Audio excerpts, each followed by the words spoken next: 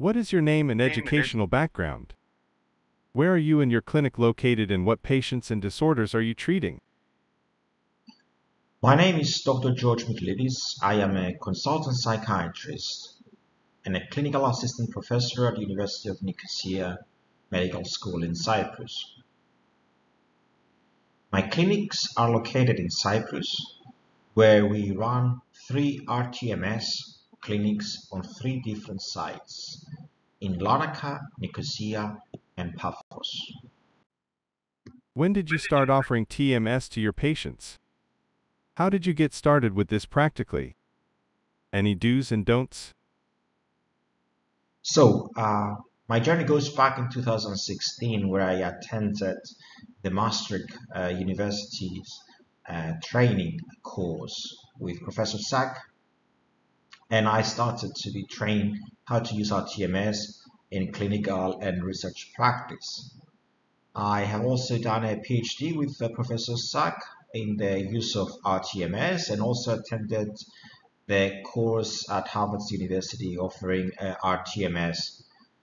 What is very important to see that I have been giving rTMS treatments since 2017 in Cyprus, so we have been doing this for over 7 years now.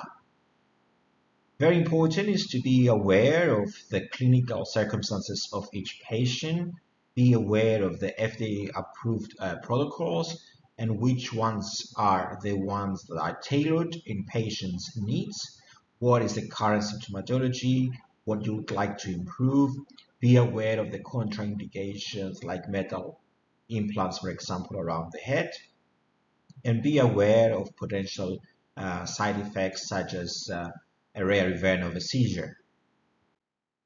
How many patients do you treat now per year with TMS? Is there demand, or maybe even a waiting list? Was it difficult to find patients willing or interested to try TMS as a therapy? We have been pioneering rTMS treatments in Cyprus for over 7 years now. What is very important is we have treated hundreds of patients with rTMS for different disorders. Some of them are FDA approved, such as depression and OCD. And sometimes we use rTMS as an off-label treatment based on the literature findings. Also, from what we have seen over the years that we have been using rTMS is that patients are becoming more and more aware of the rTMS potentials through social media, through ourselves discussing these treatments on national TV, as well as by them doing their own research. And more recently, I see patients that they come to my clinics and they have been Googling things or they have been checking the ChatGPT for guidance in regards to what treatments to be offered and what potential results we might have. So I will say by running rTMS clinics and by running psychiatric outpatients clinics, we inform the patients of the potential treatment option of rTMS, which has less side effects if it's to be compared, for example, with classical antidepressant treatments. Are there any regulations or reimbursement schemes for TMS in your country? What are the costs for TMS therapy? So since we have started offering rTMS in Cyprus, we have been cooperating very well with the Ministry of Health. And for patients that they have had treatment-resistant depression, for example, the Ministry of Health has been reimbursing after checking our reports and being reviewed by a psychiatrist panel by the Ministry of Health. And if they were found that they have tried many different antidepressants with no sufficient response, then they were fully reimbursed by the Ministry of Health. More recently, rTMS for depression has been also included in the National Health System of Cyprus. Here again, they have had set some protocols. For example, if the patient has received at least 4 different antidepressants. So for some patients, that's the requirements that they find themselves in Cyprus. But rTMS also, it's a treatment option for patients that they're willing to pay privately for their treatments with different, let's say, protocols. So the cost of the rTMS treatment is around 100 euros per session in Cyprus. Describe what TMS targets and protocols you use for treating particular disorders. Please tell us a bit about the protocols and procedures. So as we use rTMS in our clinics in Cyprus, we're mostly offering rTMS based on the FDA approvals, such as the theta breast stimulation for depression or the OCD protocol FDA approved by McVenture. Thereafter, when we're thinking about offering other options, we have seen that the most recent chronic pain treatment with TMS, the McVenture protocol that has gained this approval.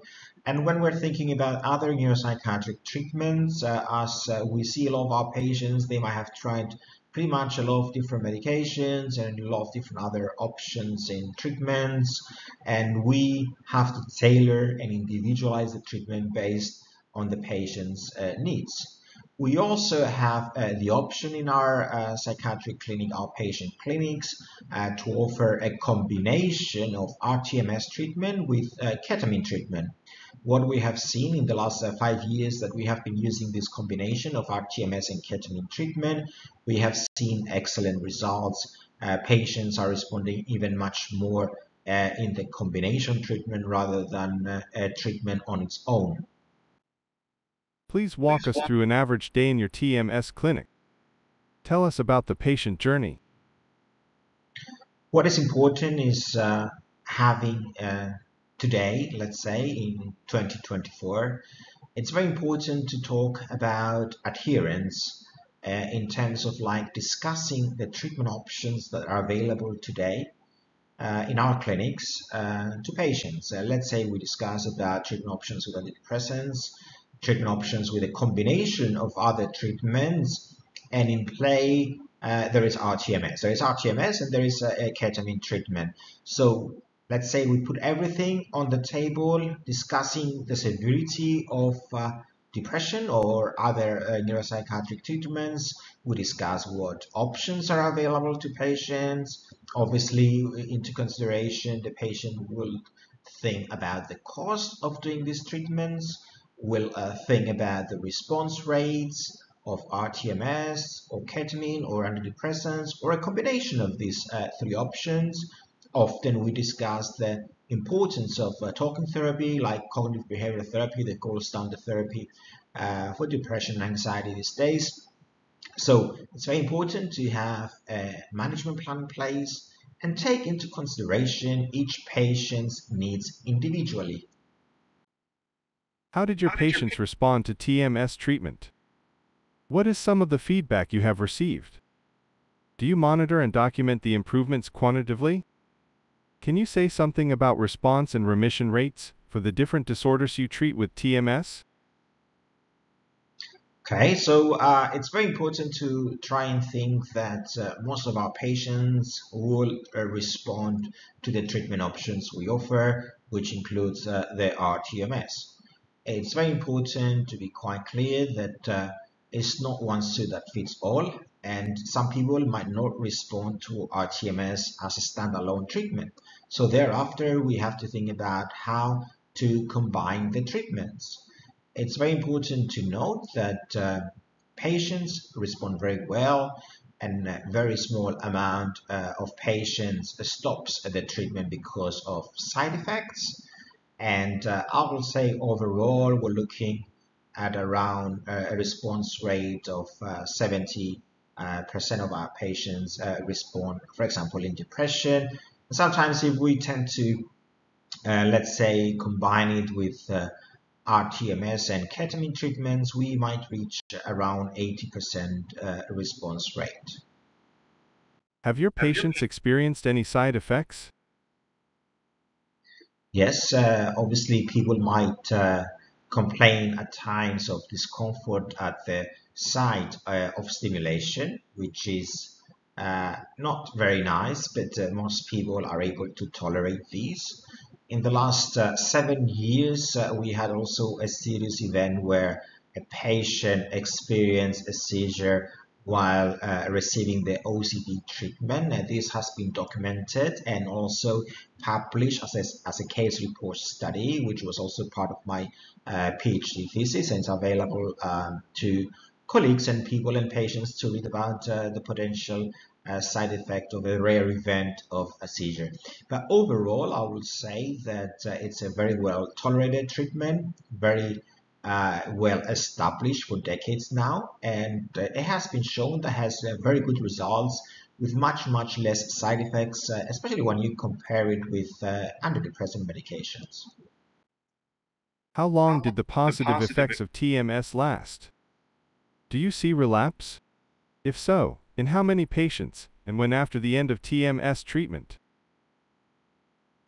So what is very important to try and think that, especially when we think about depression or OCD or any other psychiatric disorders, there are times we have relapses and remissions, especially when we have a recurrent depressive disorder.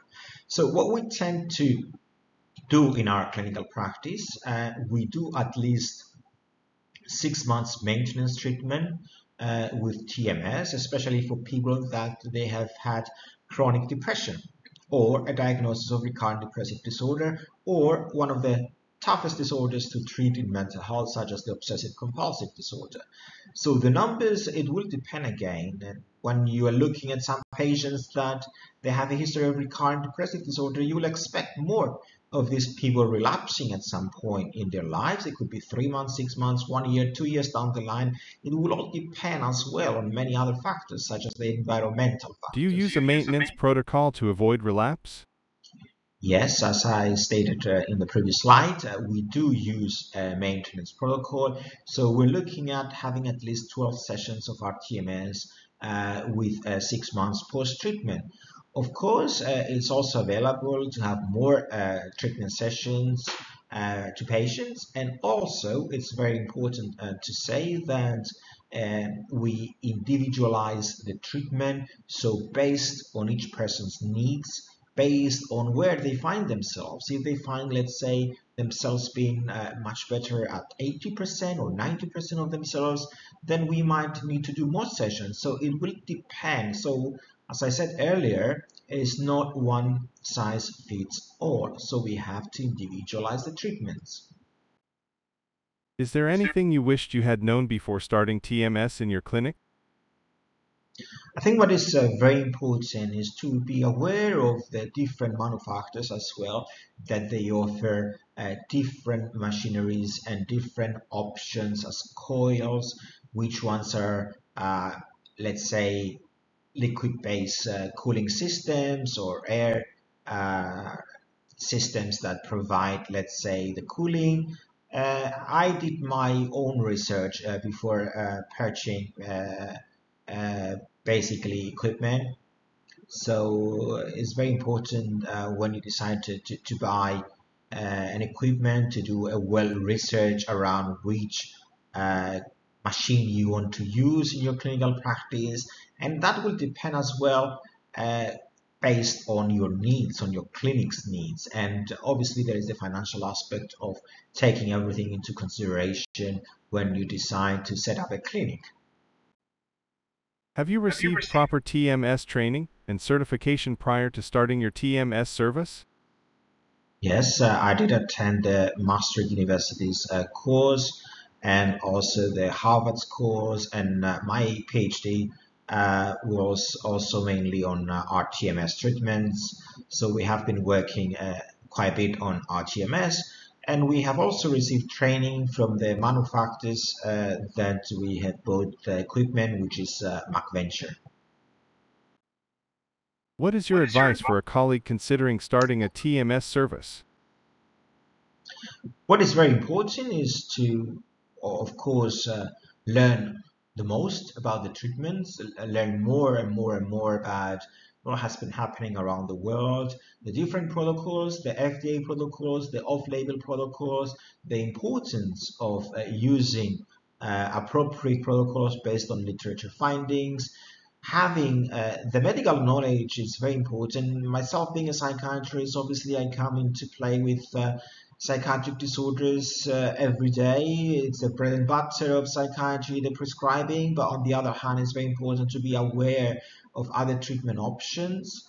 And overall, I will say it's very important to know what and why you're using rTMS for. How can colleagues or patients in your region get in contact if they have more questions?